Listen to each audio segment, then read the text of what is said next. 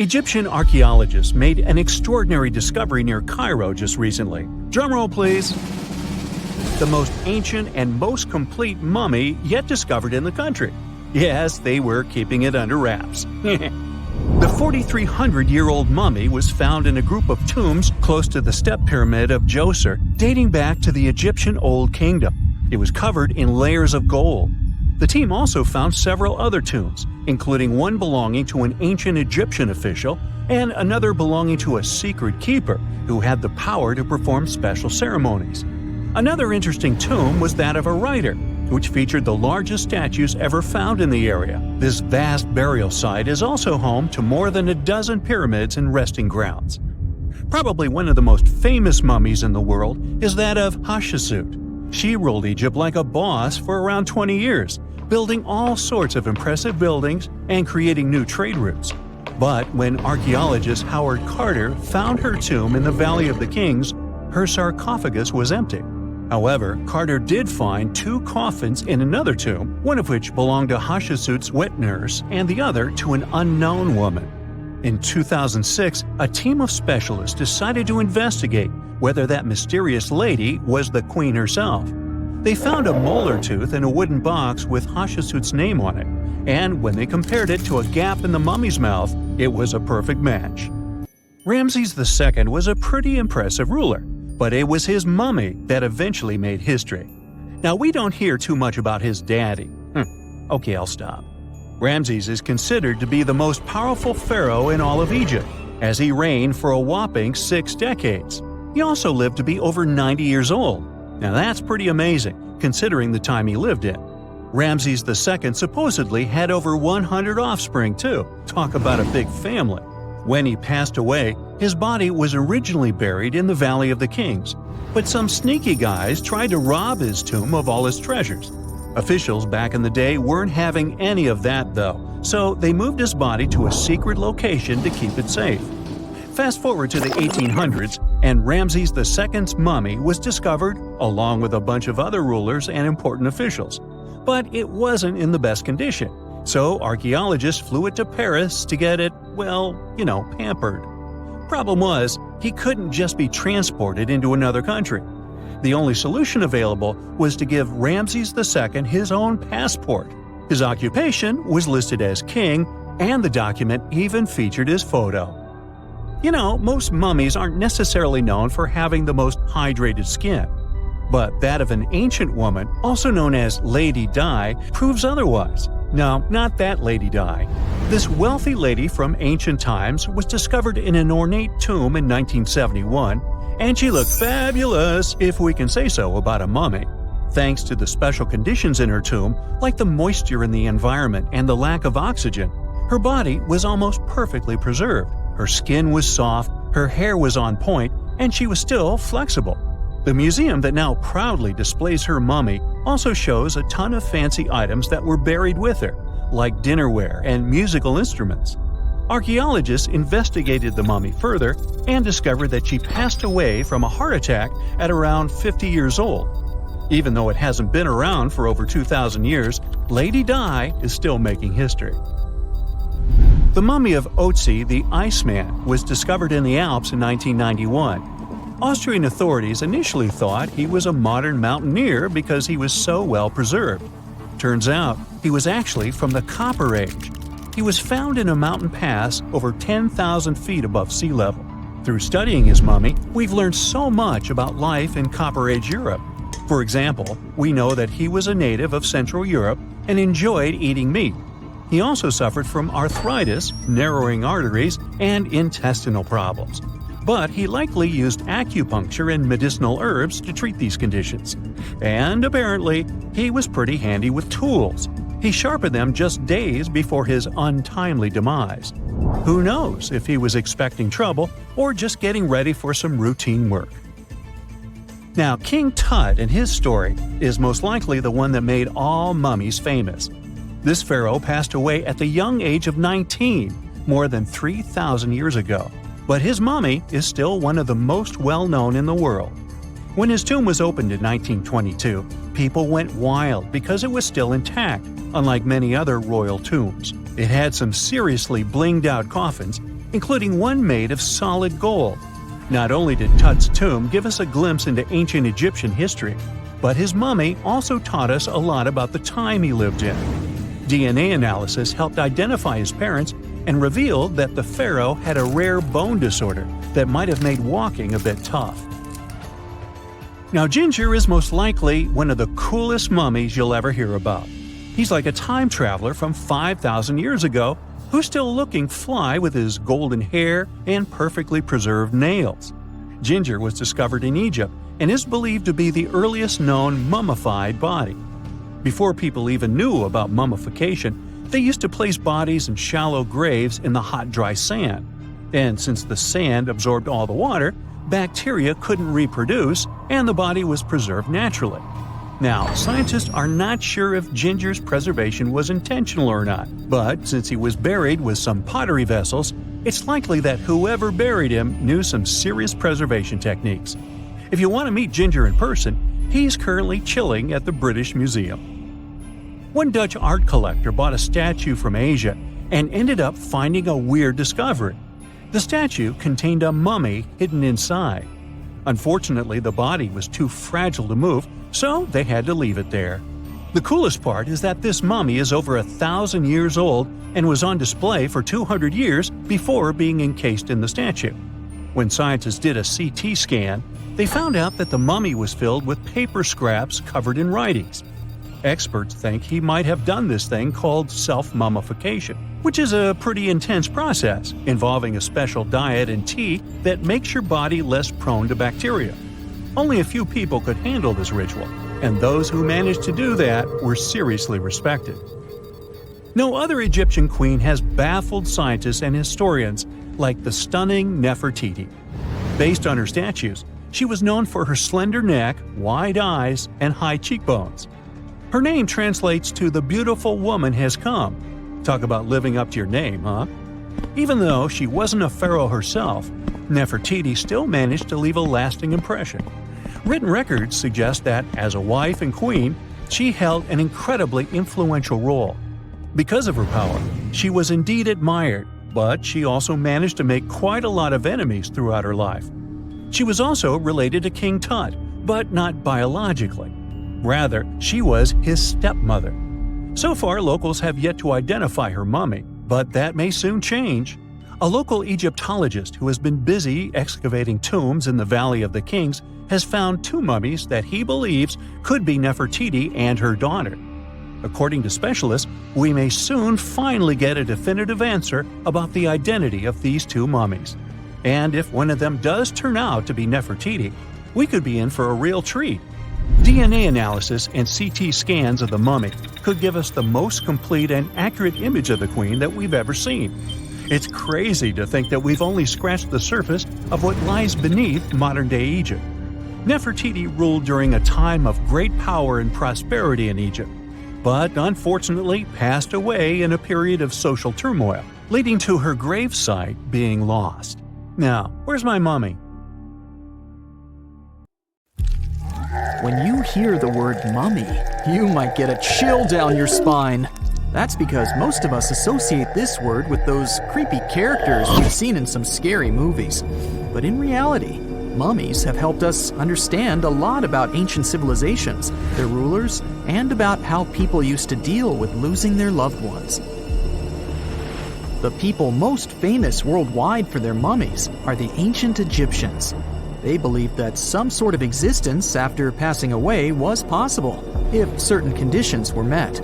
That's why they insisted on preserving the human body through the process of mummification and placing the mummy in a furnished tomb, kind of like giving it a fully functioning apartment of its own. Why did they believe in this? Well, because they were deeply connected to their natural environment for the most part. They saw the natural cycles around them, like how the sun rose every day, followed by the moon, or how new life was always sprouting from plants, even after they had wilted away. They also believed that the powerful spirit Osiris, who represented the cycle of passing away and resurrection, played a role in this process. To prepare for the afterlife, the ancient Egyptians followed certain rituals, like mummification, which involved using materials like honey, resins, and incense to preserve the body. There's no other mummy more popular than that of King Tut. He was a young pharaoh who ruled over 3,000 years ago in Egypt. The problem with discovering ancient royal tombs is that most of such burial sites were previously robbed.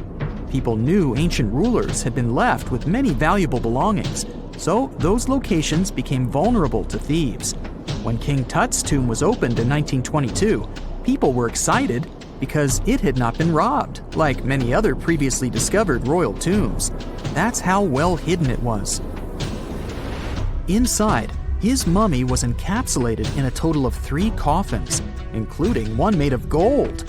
The objects found in his tomb showed us what ancient Egypt was like, and studying his mummy also helped us learn about the culture and practices popular at the time when he passed away. We also learned about his family by looking at his DNA. Scientists were able to discover that he had had a disease called malaria and a problem with his foot that might have made it hard for him to walk. Ramesses II was another pharaoh in Egypt who ruled for 68 years, which was quite a lot back in the day.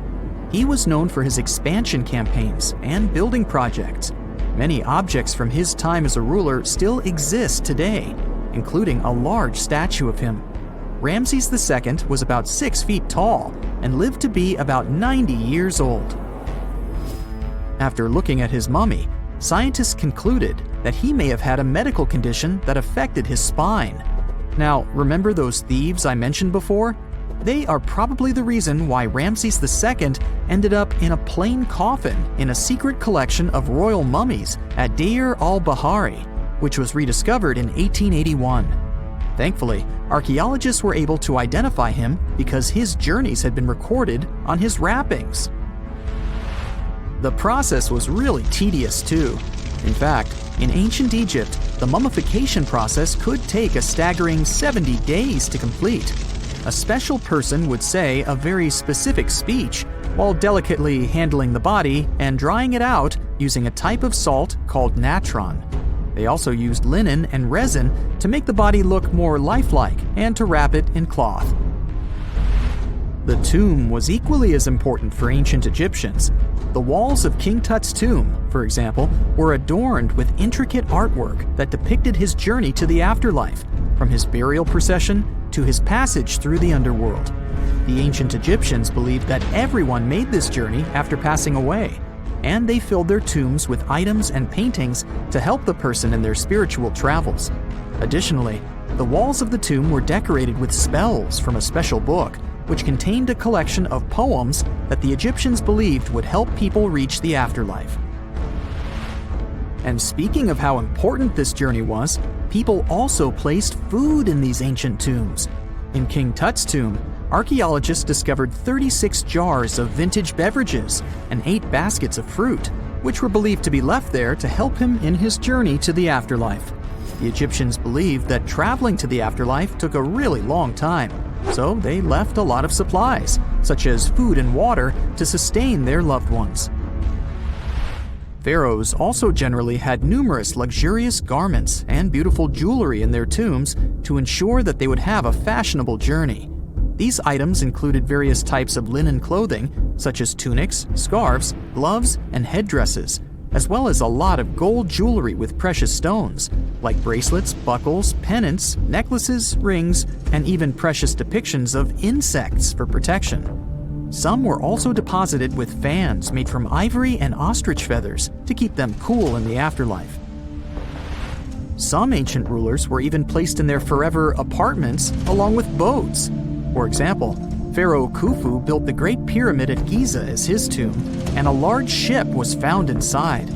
King Tut, however, was buried with multiple boat paddles, but no actual boat. Instead, he had 3 chariots and numerous walking sticks made of precious materials, perhaps indicating he'd rather travel to the beyond by land, not by water. Amongst the most interesting objects found near ancient mummies are bottles of oils and perfumes. If rulers were supposed to be fashionable, why not smell nice too, right? Also, some of them had some ancient kinds of board games, most of them made out of precious materials like gold or ivory. One of those games was called Senet. It was very popular amongst the ancient Egyptians and very similar to modern-day chess. The ancient Egyptians may have the most famous mummies out there, but they weren't the first to invent the procedure. In fact, it all started in South America with an ancient civilization named the Chinchorro. As far as we know today, these people were the first to mummify their loved ones that had passed away. They did it somewhere around 2,000 years before the Egyptians started their own rituals. Sure, we can tell a lot about ancient rulers by studying these mummies, but until recently, we had no idea what they really looked like during their lifetime. Not so long ago, though, some very special mummy paintings were found by archaeologists studying ancient Egyptian objects. These mummy portraits are highly detailed paintings of individuals that were made while they were still alive. Such paintings were often painted on wood, as opposed to the classical portraits we all know about, which are painted on canvas. They are known for their realism and beauty, and have even been used by researchers to diagnose diseases by comparing them to the corresponding mummies. Some of these portraits also include depictions of jewelry, which was later found on the mummies. The recent discovery of these mummy portraits in Central Egypt is significant, as it marks the first time in over a century that such paintings have been found. Mummies appeared all around the world naturally, too. Mummification can occur without people intervening because of natural conditions, like extremely cold or hot environments, places with a lack of oxygen, or accidental exposure to chemicals that preserve the body. These conditions don't allow bacteria to grow, resulting in the body remaining more or less intact. Famous Ötzi was one of these mummies. We know today he was a man who lived around 5,000 years ago in Europe.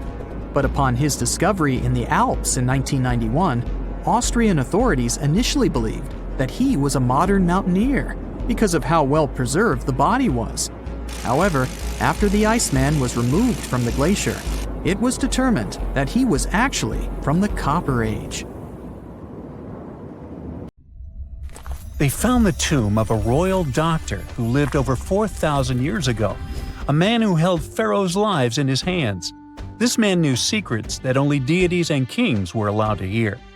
And yet, when they opened his tomb in 2024, there was no body, just vivid paintings, untouched by time, and cryptic symbols carved into stone.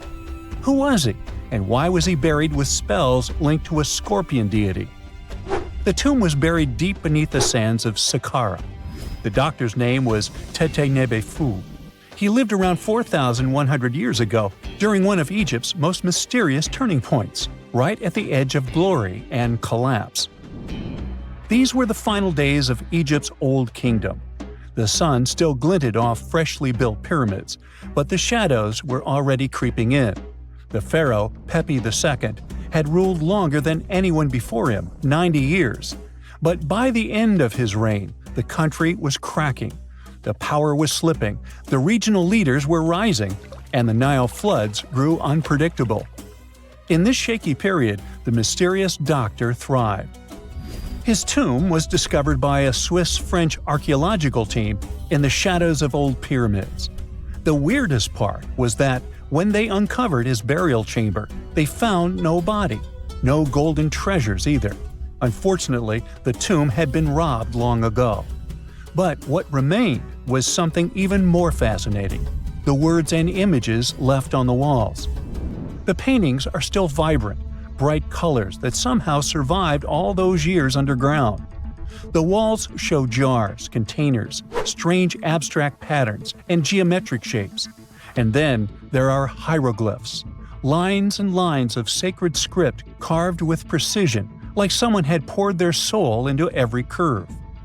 These inscriptions revealed who Tete-Nebe-Fu truly was. Turns out, he wasn't just any doctor. He was the conjurer of Serket. Now, Serket was the female deity of scorpions, sacred and terrifying. Egyptians believed she could stop venom, heal bites, and protect the living from toxic elements. The title, Conjurer of Serket, meant Tete Nebi Fu was a specialist in treating dangerous stings and bites. And if he got an entire tomb for himself, he may have been Egypt's top expert in those things, a man who healed with both medicine and magic. But that wasn't all. He also held the title Director of Medicinal Plants, a title seen only once before in all of ancient Egypt. That means he knew the healing power of herbs, roots, and oils like no one else. Now you might wonder, what plants in a huge land of sand? But in reality, ancient Egyptians used herbal medicine that would hold up in some labs today. They created pills, ointments, and inhalers. Most often they chose some active ingredient, a flavor to make it easier to take, and something to deliver it into the body. Sound familiar? And yeah, they didn't have many traditional plants, so some of these ingredients were bizarre by our standards, like using crocodile dung and acacia mixed with honey. They even had formulas for anti-wrinkle creams. And apparently, our mysterious healer was also chief dentist. This title is almost never seen in ancient records. Evidence of Egyptian dentists is incredibly rare. Turns out, our ancient genius didn't just fight stings and study plants. He was also trusted with teeth and jaws, which were actually a huge problem in ancient Egypt. These people may have built wonders, but their teeth paid the price. Ancient Egyptians constantly caught grains of sand in their mouths. They often ate grit-filled bread and raw vegetables, which wore down enamel and caused a horrible condition called attrition. This led to tons of problems, including tooth loss. They had to improvise back in the day. For example, crafting the world's oldest known toothpaste from crushed rock, mint, and pepper, which ironically only made things worse for the gums. Or a toothpaste from things like eggshells, pumice, and natron, a salty mineral used for cleaning. They were also inventing mouthwashes from celery, bran, and herbs to ease the problem. Some mummies were even found with crude metal braces and gold wires attaching missing teeth. Though we're not sure if these were for the living, or was it just a nice little addition added as an afterlife gift. So, Tete Nebi Fu specialized in all these fields. 3 rare titles for one man. Now back in the day, he must have been admired as incredibly knowledgeable. In a world without modern science, he would have been like a sorcerer who knows how some leaf or bark could save a life. That's why archaeologists believe Tete Nebi Fu wasn't just any doctor. He was, most likely, the royal physician, the one who treated the pharaoh himself. We don't know for sure which king he served. Maybe it was Pepi II, and who knows, maybe that's why the guy lived so long. But if that was the case, Tete Nebi Fu may have lived through the final moments of the Old Kingdom, watching the Golden Age crumble from inside the palace walls. And then he was buried. The body was looted, or perhaps just lost to time. But the team says they're still studying the tomb, still uncovering the traces of this incredible man. Overall, ancient Egyptians were practicing medicine on a crazy advanced level. Some practices feel familiar even today. They had hospitals, specialists, surgeries, and many more things, even medical schools. Both men and women were allowed to be doctors.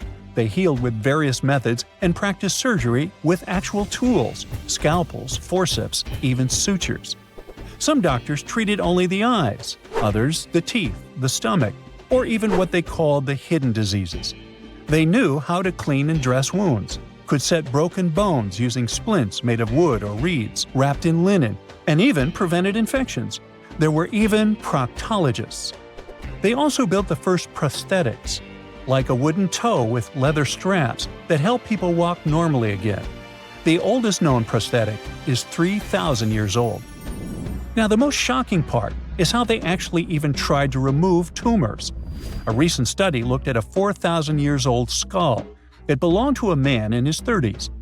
There were signs of past tumors, and around 3 of them, there were marks, surgical cuts made with a metal tool. That suggests someone attempted to remove or study them, maybe treatment, maybe an autopsy. There was another skull of a woman over 50 years old.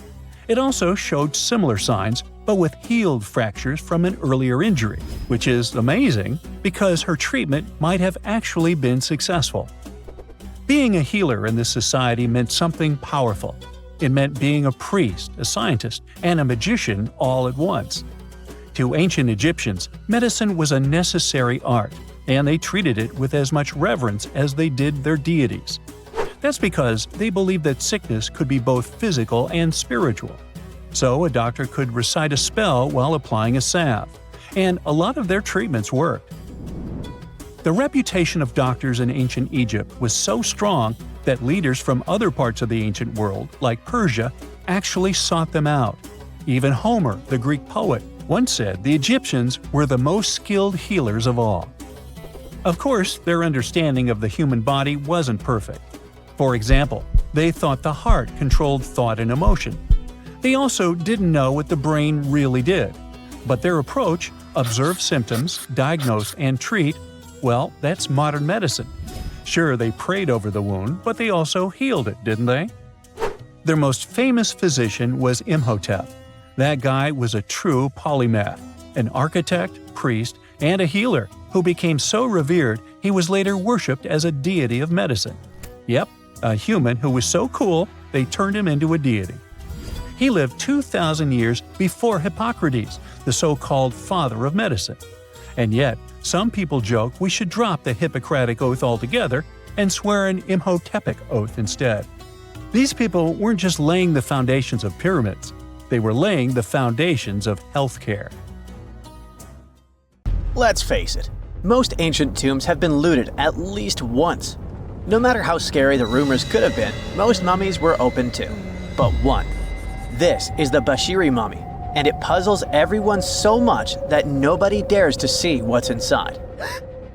Meet Howard, but you must know him already if you're into Egyptian history.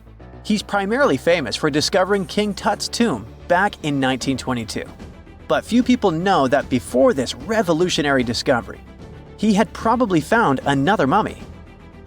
It happened in 1919, and it goes by several names, either the Bashiri mummy or the mummy of Pacheri, or the untouchable one. Some reports say that Howard stumbled upon the Bashiri mummy in Luxor's Valley of the Kings, just where he would later find Tut's tomb. Despite this find, not much is known about this particular mummy. The reason why it's still unharmed in any way is not because of some superstitions, but because nobody is sure that they can undo what they do if something goes wrong. The mummy is so intricately wrapped that researchers never unfurled it for fear of irreversible damage. The golden rule of anyone who works with antiquities: if you're not sure you can't make it better or preserve it unchanged, do not touch it. History knows many examples of ancient relics ruined beyond repair, say Ecce Homo, or smiling statue restoration. The delicate fabric that covers the mummy's face has this cool design that kind of looks like a pyramid. The researchers are not 100% sure, but this might be the only one of its kind with that embalming style. But without knowing the ancient technique, it's next to impossible not to ruin the mummy while unwrapping and wrapping it back. Back in the day, people, both experts and looters, would unwrap mummies for all sorts of reasons, mostly to study them. Luckily, these days, we have advanced tech that lets us check out what's inside a sarcophagus without having to unwrap anything. After taking a closer look at the Bashiri mummy, researchers figured out that it belonged to a man who was around 5.5 feet tall and lived during the Ptolemaic era, which makes this mummy roughly 2,300 years old. The Egypt Museum shared that the X-ray scan also uncovered an inscription of the guy's name, but it's a bit tricky to tell if it says Pacheri or Nenu, adding to the intrigue. The museum also pointed out that the fancy casing the mummy is in features all sorts of decorated scenes. You can see the mummy lying on a bed, flanked by deities Isis and Nephthys, along with the 4 sons of Horus. Plus, there are 2 images of the funerary god Anubis at the feet of the casing. By the way, Bashiri mummy is not the only one that has remained untouched. This is Issa Temkebde and Gaston Maspero, a French archaeologist, made the decision to leave her mummy untouched, wanting to keep her resting peacefully since she was in such amazing shape. He did mention, though, that her tomb had been raided long ago. Thanks to some X-ray work, we learned more about the mummy. The scans revealed a few artifacts still wrapped up with the wife of a high priest, including amulets around her neck, right arm, and forehead. The X-rays also showed she had some dental issues and arthritis in her knees. While she passed away as an older woman, it's tough to pinpoint her exact age. However, various sources from her son's reign indicate that she was held in high regard in the kingdom. Isitemkebd served as the sister wife of Penejam II. You got me right, they were related by blood and were siblings, but back then it was pretty common to get married this way to preserve the purity of the bloodline. Say that to Habsburg, duh. Their chase for purity only led to inbreeding and the notorious Habsburg's jaw. Right, I guess we should not judge ancient Egyptian rules and morals, but what we can say for sure is that both Bashiri and Isitemkebd were incredibly lucky to stay untouched. The odds were not in King Tut's favor, though. The researchers' work hit him hard. The tomb itself was discovered in 1922, but it wasn't until 1925 that the nested coffins were opened during an excavation. The outer coffin, held together with silver pins, opened up to show another coffin shaped like a mummy, decorated with colorful glass and flower garlands. There were worries about the king's mummy because it had been exposed to moisture. The middle coffin was pretty heavy and didn't have any handles, so they had to be super careful taking it out. Inside the innermost coffin, which was solid gold and wrapped in a red cloth, they found the royal mummy, and this all went down on October 28, 1925. Tutankhamun's mummy, measuring about 6.07 feet, fit snugly into the innermost coffin, which was 6.17 feet long. You can already tell there was a problem, right? Imagine how hard it is to extract something as fragile as an ancient dried-up mummy, especially when there's not much room for maneuver. Plus, the mummy looked sus. It was pitch black. Howard Carter, the lead archaeologist of the expedition, estimated that around 2 buckets worth of oils had been poured over the mummy. But care had been taken to avoid the mask and feet. It was made to preserve him better. The body was positioned at a slight angle in the coffin, and there was a noticeable difference in the amount of dark oils on the right and left sides, indicating that the coffin might have tilted while being lowered into the sarcophagus. This oil created moisture inside the coffins, and over time, it reacted chemically, which Carter described as a sort of slow, spontaneous combustion, leading to the carbonization of the linen wrappings. Unfortunately, the combination of heat and moisture took a toll on the mummy's trappings as well. The crooked flail fell apart, the resin scarab cracked, and the threads holding the hands and mummy's bands started to decay, making everything quite fragile. Plus, the oils hardened over the years, effectively gluing the mummy and mask to the coffin's bottom. To try and separate the mummy from the inner and middle coffins, they were placed in the sun for several hours, reaching temperatures of 149 degrees Fahrenheit. Despite this effort, the mummy remained stuck, so the initial examination had to be done right where it was. The first part of Tutankhamun's mummy the researchers checked out was his lower legs and feet, meaning they started the examination from the bottom up. As they peeled back the bandages, they uncovered the first of many treasures wrapped up with the king. They took their time to carefully document and photograph everything they found. The inner layers of bandages were in pretty bad shape, mostly turning to dust, making it tough to figure out how everything was originally wrapped. Still, the overall methods matched what was seen in other nobles' mummies from that time.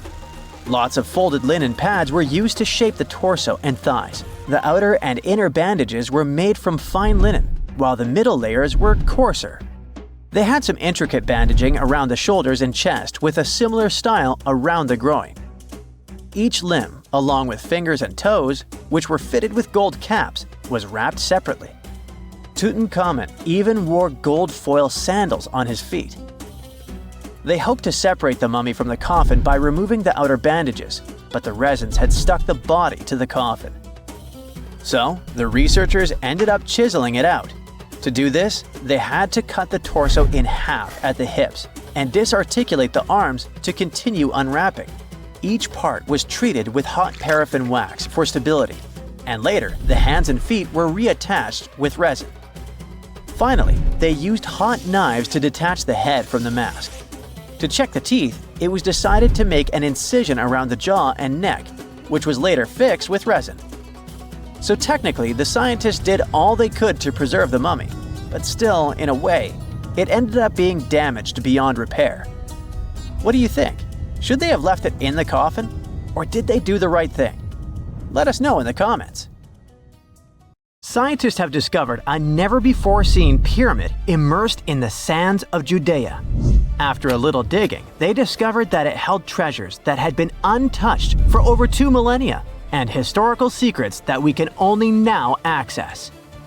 At the Zohar Fortress site, 2,600 feet above the Dead Sea, archaeologists were searching for manuscripts that would provide new information about the history of the site. The excavation was originally part of a long-standing campaign launched by the authorities. Its goal was to protect the sites from looting and unauthorized excavations. What they didn't expect was to find a pyramid-shaped structure built on top of a hill, made of hand-cut stones, each weighing hundreds of pounds. At first, the experts thought it was just a tomb, but they soon noticed the shape of the original walls and understood that the mound was a construction. They immediately realized that someone had dug into the top of the structure, probably looters who had spotted something valuable there. Luckily, most of the structure was still buried in sand, so the most valuable finds were hidden from sight. In the first week of excavation, volunteers found fragments of papyrus, bronze vases, and even ancient furniture, which were exceptionally well preserved. The desert climate had been a great ally in preserving those artifacts over the millennia. With little humidity in the air, mold cannot form, so organic materials such as wood and fibers are protected from cracking and deformation. Hypotheses suggested that the pyramid had been built during the First Temple period. However, new discoveries have shown that it's more recent, from the Hellenistic period.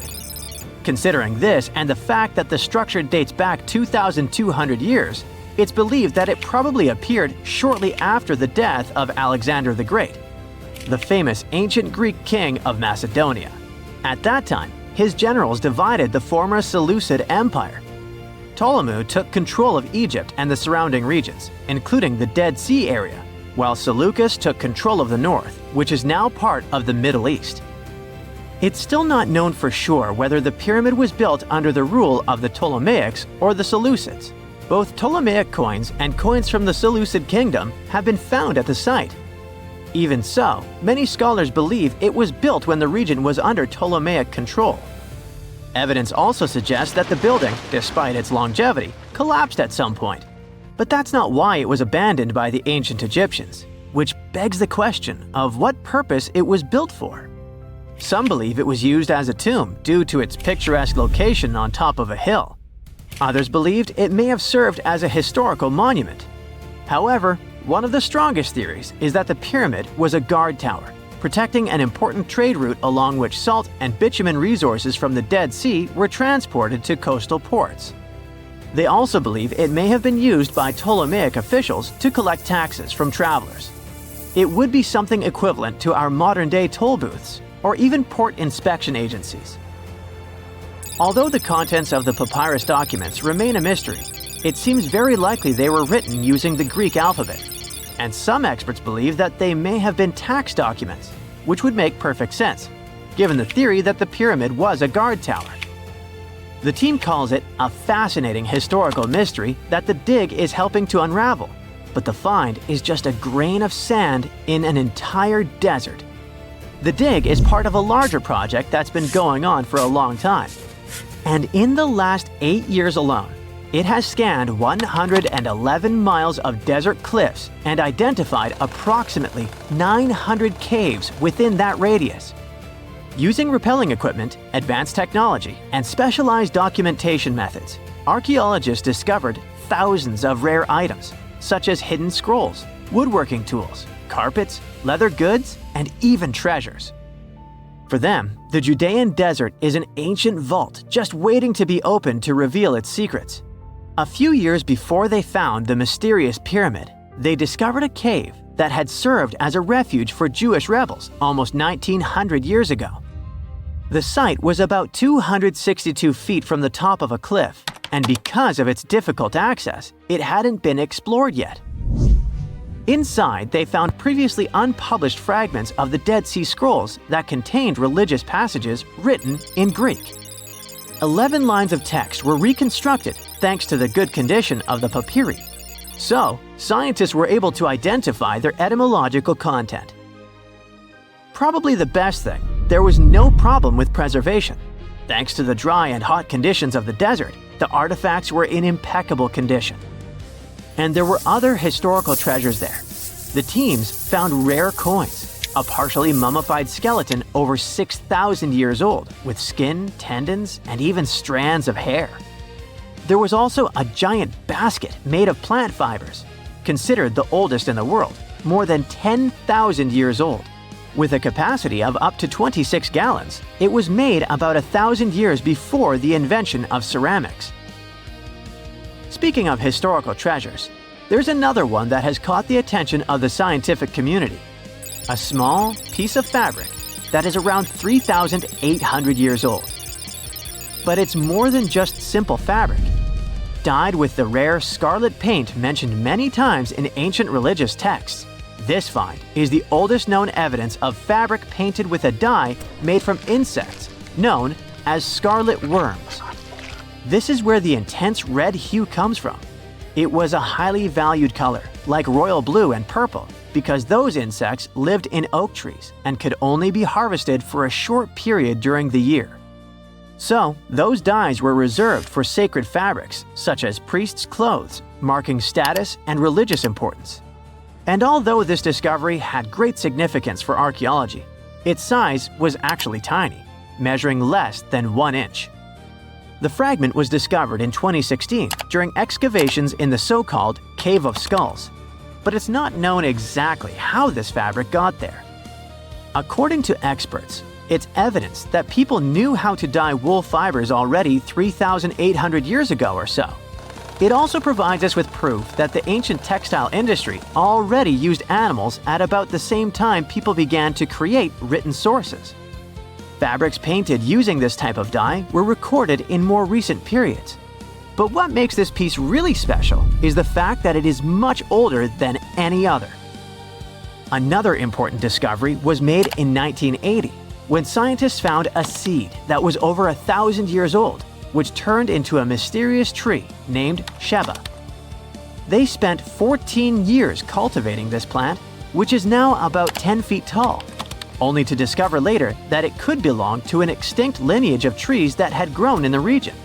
The seed dates back to a period between 993 and 1202 CE, and they believe that Sheba may be a biblical tree commonly associated with healing. Although it's not been possible to identify the exact species, since the tree hasn't flowered, we know that it belongs to the genus Commiphora, which is related to famous African plants, such as the myrrh tree.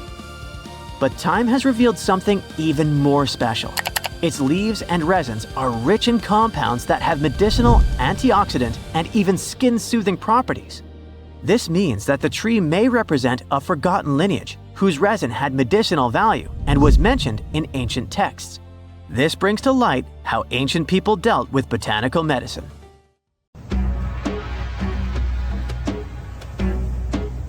This is not a dune set. This is a very real desert in Niger. Jado was probably built by the nomadic Sao people and is filled with ksars, which are fortified houses made of salt and clay, with giant walls and secret passages. Located deep in the desert, it was once a vital stop for trans-Saharan caravans, but is now a hotspot for smugglers and bandits. The site has been off-limits since 2002 due to its dangers. The origin of the ksars remain a mystery. No archaeological studies have been conducted, leaving many questions unanswered. Even today, shifting sands reveal and conceal parts of these ancient ruins, fueling local speculation about what might still be hidden beneath the desert. Speaking of connective tunnels, scientists were blown away by the discovery of lava tubes in Saudi Arabia. These underground passages form when molten lava cools down. Researchers believe that ancient nomadic groups may have utilized these tunnels to survive the super harsh desert climates. While excavating the tunnels, archaeologists uncovered artifacts, rock art, and skeletal remains. The art and animal bones show that the people who used the tunnels were probably sheep and goat herders. They're still piecing together whether these groups lived in the tunnels for extended periods or just used them as temporary shelters. The Great Pyramid of Giza has been standing for thousands of years, but it's still hiding secrets. Using special scanning technology, scientists found two hidden structures under an ancient burial ground. The first is a shallow L-shaped structure, and below it is a much larger space that could be a final resting place or a chamber. The smaller structure was filled with sand on purpose, while the deeper one might be an empty chamber.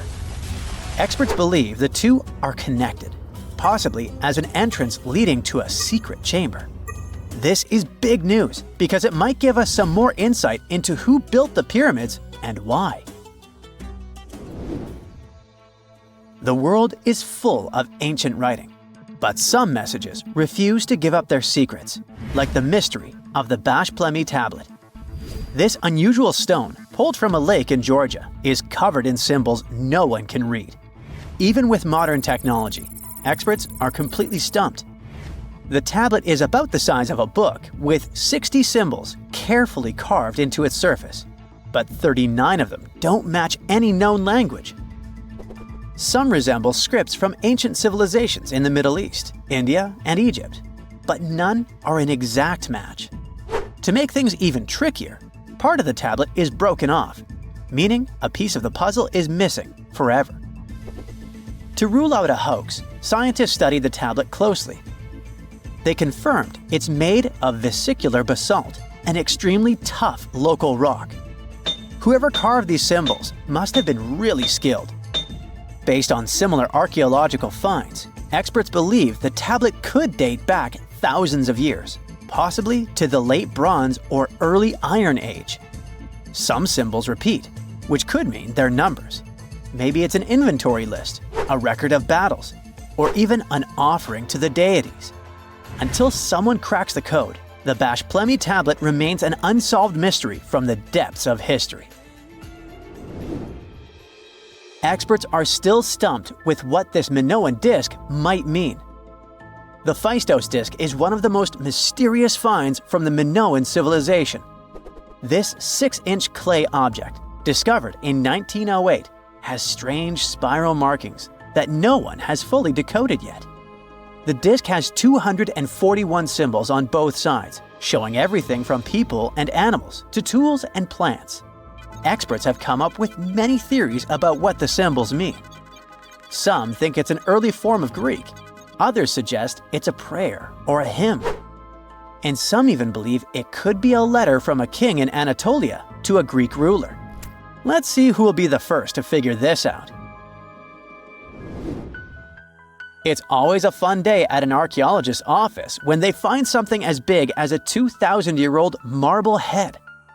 A French archaeologist mission went digging inside an old medieval house near Alexandria in Egypt and found a statue's head depicting an old, possibly ill man. This statue dates from the last Egyptian dynasty before it became part of the Roman Empire, and the site where it was found is associated with the likes of Cleopatra and Mark Antony. For archaeologists, even the smallest finds at this site means a lot. You've heard of Lucy, right? The Australopithecus that was an early ancestor for us humans.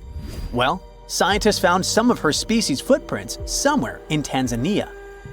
The so-called Laetoli footprints are over 3 million years old. The trail stretched 88 feet and has about 70 footprints, left behind when a bunch of early humans walked across some wet volcanic ash. What's cool is that these early humans were already walking on 2 feet, like us, not all hunched over like apes. The close spacing of the prints shows they probably had short legs and a shorter stride than we do today. In an ancient Egyptian temple, archaeologists uncovered a shrine unlike any other, a place dedicated to falcons and 2 mysterious deities. One deity had a falcon's head, while the other wore a crown with a sun disk and cow horns. But the most baffling discovery was an inscription that read, "It is improper to boil a head in here." At the heart of the shrine, there are 15 headless falcons carefully arranged on a pedestal, likely as offerings to the falcon-headed deity. One theory suggests the birds were boiled first, perhaps to pluck their feathers, before being placed in the shrine, following the strange rule carved into stone. Archaeologists also found a 13-inch iron harpoon nearby. Its true purpose remains unknown, although the shrine also held remains of fish, mammals, and bird eggs, suggesting that the rituals may have included feasting. And speaking of ancient Egypt, meet Hathor. Scientists named her after the ancient Egyptian deity of motherhood, music, and singing. This wooden statue, housed at the Metropolitan Museum of Art, was thought to be just a beautiful artifact, until a surprising secret was uncovered. Using an X-ray machine, experts found a mechanical operating system inside it, with pulleys and axles connecting her shoulder to her left leg. When activated, the system made her hand raise and lower, an engineering marvel from over 3,000 years ago. The statue was created during Egypt's Middle Kingdom, around 1800 BCE, and is often compared to 19th century automata due to its advanced design. It's believed the statue was used in religious ceremonies, symbolizing Hathor's role in dance and music. An unexpected discovery happened in northern Kuwait, where a Kuwaiti-Polish team uncovered a mysterious 7,500-year-old statue. The statue features an elongated skull, no mouth, narrow eyes, and a flattened nose. This feature is thought to be an Ophidian figurine, named after the Greek word for snake, and it was likely made by the Ubaid culture, a civilization known for their pottery skills. While no one knows exactly what role this weird statue played, it might have been linked to rituals or symbolic practices. Some scientists think these figurines, found in homes or final resting places, were tied to important cultural beliefs. We couldn't mention unresolved mysteries of this world without speaking about these elongated skulls. In the deserts of Peru, researchers uncovered 5 ancient skeletons, 2 with unnaturally elongated skulls. While head shaping was common in many cultures, these skulls defy explanation. Local legends tell tales of the so-called gentiles, a mysterious race banished underground by the powerful deities. Some say this is what the skulls represent. Others think this is some type of genetic anomaly, which was confirmed after finding an infant skull, too large to be artificially shaped. Something strange is lurking beneath the sands of Giza, and scientists have no idea what it is. Archaeologists just found a hidden structure near the Great Pyramid using advanced ground scanning technology. What's inside? Nobody knows, but excavations are already underway. The Great Pyramid of Giza is one of the most famous monuments on Earth, but it doesn't stand alone. It's surrounded by an ancient necropolis, a massive royal graveyard filled with tombs and monuments. They belong to pharaohs, nobles, and other high-ranking officials. Most of these tombs are above the ground. They're called mastabas, rectangular, flat-roofed tombs built from limestone or mud brick, and they've been studied for decades. But from old movies, we know that these weren't simple graves. They have deep vertical shafts leading to underground burial chambers, where the past was sealed away for eternity. And recently, archaeologists found one curious empty space in the cemetery, a completely unexplored patch of ground. No mastabas, no visible ruins, nada. For years, they ignored it. But between 2021 and 2023, they decided to investigate. They didn't dig, though. Instead, they used a technology that kind of acts like X-rays for the ground. These radars let scientists see the secrets hidden there. And there was something hidden beneath the sand. Something deliberately buried and forgotten. A two-part underground structure. One part was shallow and L-shaped. It's about 33 feet long and buried just 6.5 feet deep. But below that, a deeper, more mysterious anomaly. A structure completely different from anything else in the area. They called it a highly resistive anomaly, which means it's dense and solid, likely made of stone, sand, or even metal. And still, no one has a clue what's inside it. Now, it's clear that humans made the L shape. It wasn't formed by nature. And the shallower structure might have been an entrance to whatever is hidden below. But they only have some theories about what might be hidden there. It's also filled with sand and gravel. It was probably deliberately backfilled after its construction, perhaps to preserve this. Why? Well, we don't know yet. The archaeological team will need to excavate to understand what exactly this thing was and why it was built. The first guess is a lost burial chamber.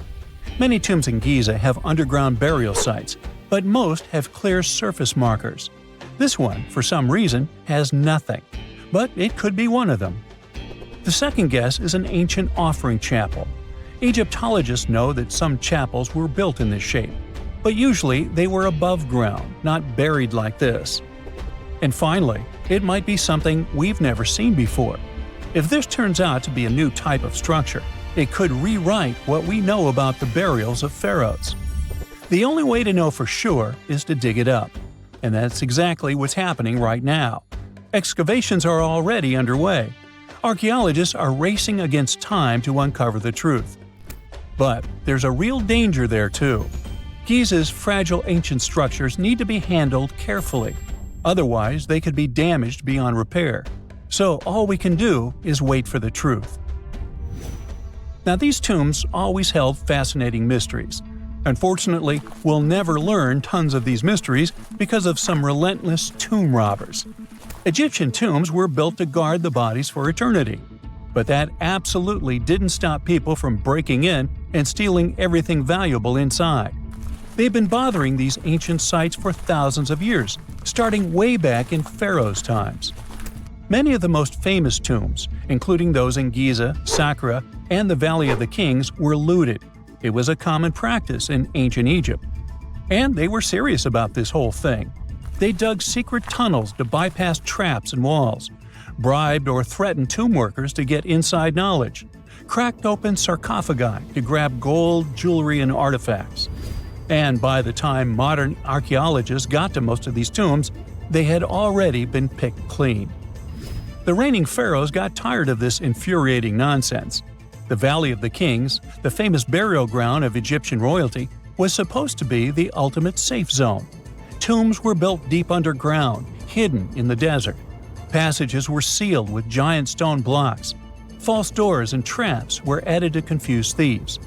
Even curses were written on the walls, warnings of horrible endings for anyone who dared to disturb the tomb, which is exactly where we got all those horror stories about mummies from. Spoiler alert, none of it worked. Most tombs in the Valley of the Kings were fully robbed within 100 years of being sealed. Even King Tutankhamun's tomb, one of the most famous in history, was broken into twice in ancient times. Some of them decided to try and fight back. The New Kingdom rulers built hidden unmarked tombs in a way that should have prevented the looters from finding them, but didn't work. Some pharaohs, like Ramesses II, were moved in secret to prevent their bodies from being stolen. Nope, didn't matter. The grave robbers always won.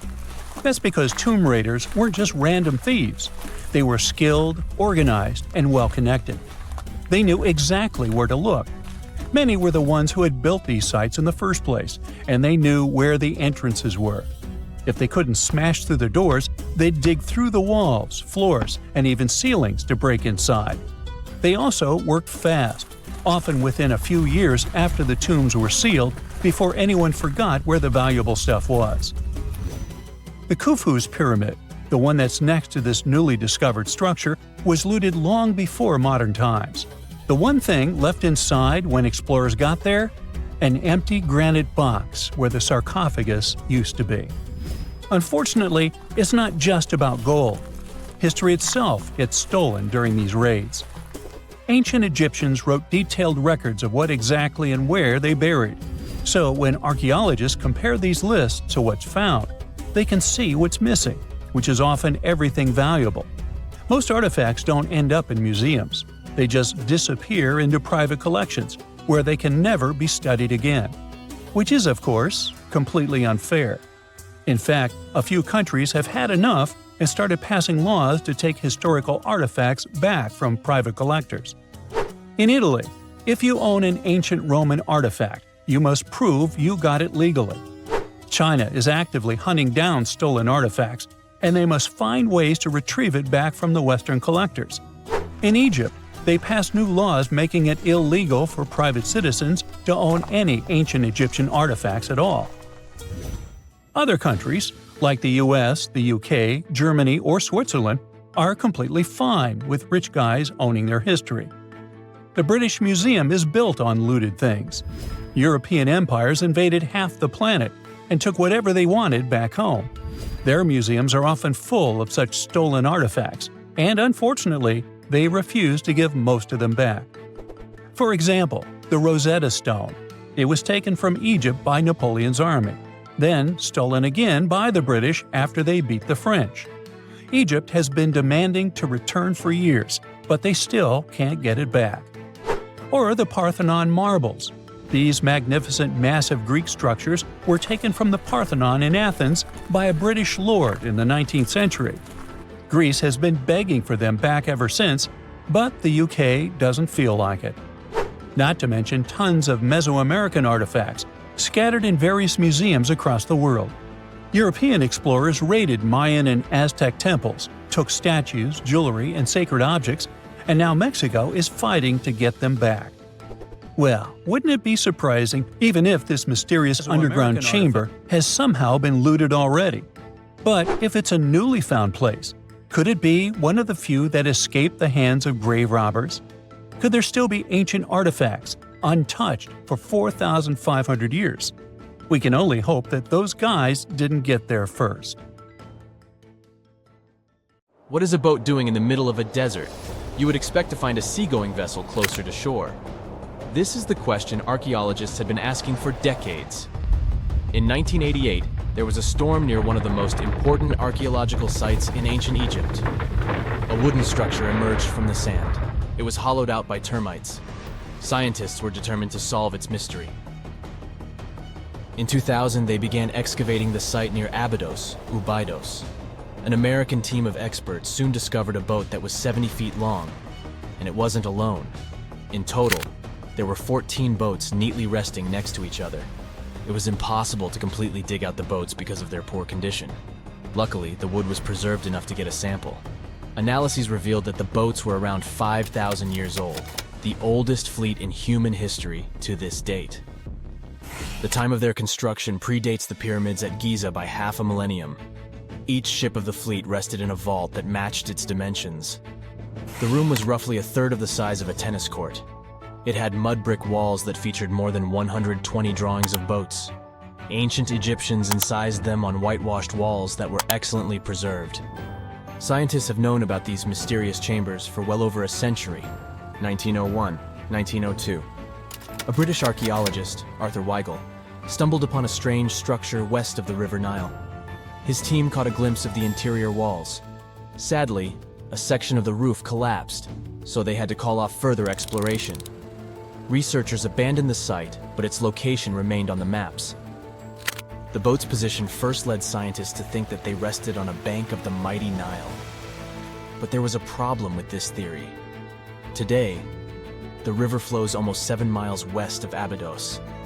Further studies of the surrounding terrain showed the Nile didn't change its course throughout history. Also, if the boats floated near a dock, they would be in unstable positions. The 14 vessels at Abydos were perfectly parallel to each other. There was only one conclusion possible. Someone had deliberately placed them like that. They must have gone through a lot of effort. Each boat had enough room for up to 30 rowers. These vessels could really float. They weren't models, but scholars still don't know if they actually sailed any body of water in ancient Egypt. This doesn't diminish the importance of the find. Previously, archaeologists found only small-scale models. In King Tut's tomb alone, there were 35 boat models. For a long time, these figurines were the only clues as to how ancient Egyptian vessels looked like. The boat's design confirms that they were the real deal. They are the earliest surviving examples of something called built boats. Ancient people constructed primitive vessels by hollowing out large tree trunks. The alternative was reed that was tied together to form a raft. The boats at Abydos had planks tied together. This was a major breakthrough in shipbuilding. During their lifetime, the boats must have seemed impressive. Timber was a valuable commodity at the time. There was no wood in the desert. Cedar had to be imported from Lebanon. The only person who could afford such luxury was the pharaoh. Studying the area around the ancient fleet provided more answers. Scientists discovered a mud brick structure where Egyptians worshipped the pharaoh. Its approximate date of construction matches that of the wooden boats. The same bricks out of which this building was made were used to encase the fleet. At the time of their construction, the rooms they were stored in had a ceiling. That's the section that archaeologists stumbled upon in the early 20th century. Just like mummies and coffins, these marvelous ships rested inside splendid vaults. The exterior of these rooms was also impressive. The outer walls originally had a plaster of white limestone. It reflected sunlight. In the desert sun, the structure housing the boats must have shone from miles away. Ancient Egyptian builders used the same technique to cover the pyramids 500 years later. Today, their surface looks jagged, but it wasn't always like this. When they were constructed, the pyramids had a top layer of fine white limestone. Their surface was smooth and it gleamed in the sunlight. Instead of stairs, the outer layer of the pyramids was more of a sleek ramp. Archaeologists were left with one final question. Which pharaoh owned the fleet? The answer lay just a mile from the site. This is where the tomb of a pharaoh from the 5th dynasty rested, King Senwosret III. Its time and style of construction matched the ones of the chambers with boats. The very end of his rule might explain how the boats ended up in the middle of the desert. The pharaoh probably passed away in northern Egypt. Then his body was transported down the Nile to Abydos in a marvelous procession of decorated boats. The vessels were later lowered to chambers near the final resting place of their owner. This had a symbolic meaning. In the ancient Egyptians' belief system, ships played a key role. Their supreme deity was Ra. He traveled through the sky during the day in the form of the sun. At nighttime, he sailed through the netherworld in a solar boat. The pharaoh identified himself with Ra. That's why he needed boats in the afterlife. That was the only way to regenerate himself. Just as the sun rises every day above the horizon. This belief existed for thousands of years. The more famous Pharaoh Khufu also had a ship. Scientists found it in 1954 next to his pyramid at Giza. It is some 4 centuries younger than the fleet at Abydos. But Khufu's ship was almost 2 times longer. The Great Pyramid of Giza and King Tut's tomb are some of the most famous archaeological finds in Egypt. But there are many more secrets hiding beneath the endless sands of the Sahara Desert. Recently, 2020, archaeologists found a lost city there. They have labeled it as the most important discovery since King Tut's tomb, 1922. The city of Aten is some 3,000 years old. Historians hope it will give them a unique insight into the everyday life of ancient Egyptians. The famous archaeologist and Egyptologist Zahi Hawass proclaimed the site a lost golden city. Aten sits some 300 miles south of Egypt's capital, Cairo. It is close to the famous Valley of the Kings. Archaeologists first found sections of mud brick walls that spread out in all directions. They discovered complete rooms with tools of everyday life inside. The research team unearthed a bakery, a residential neighborhood, and an administrative district. They all date back to the time when the Egyptian civilization was the wealthiest in its long history. They were also the first to make objects from iron. In 1911, scientists found a set of iron beads near a village in Lower Egypt, El Girza. These are the earliest known iron artifacts. The discovery is literally out of this world. Ancient people made them by beating into shape a piece of a meteorite. The 9 beads were once part of an ornate necklace. They are now blackened and corroded, which is perfectly normal for a piece of jewelry that is over 5,000 years old. They consist of an iron-nickel alloy. Researchers were impressed by the skill of ancient jewelers who processed the beads. Their craftsmanship is more impressive when you think that they didn't know the stellar origins of the material. The Great Pyramid of Giza also has a remarkable feature. An international research group investigated the electromagnetic response of the structure to radio waves. They found that the pyramid has the ability to concentrate electromagnetic energy inside it. This occurred inside its chambers as well as under the pyramid's base. It contains an underground, unfinished chamber. It seems that the electromagnetic response is connected with the properties of limestone, the Great Pyramid's main building material. The research results might have a practical application. The way solar cells and nanosensors function could be improved by this remarkable find.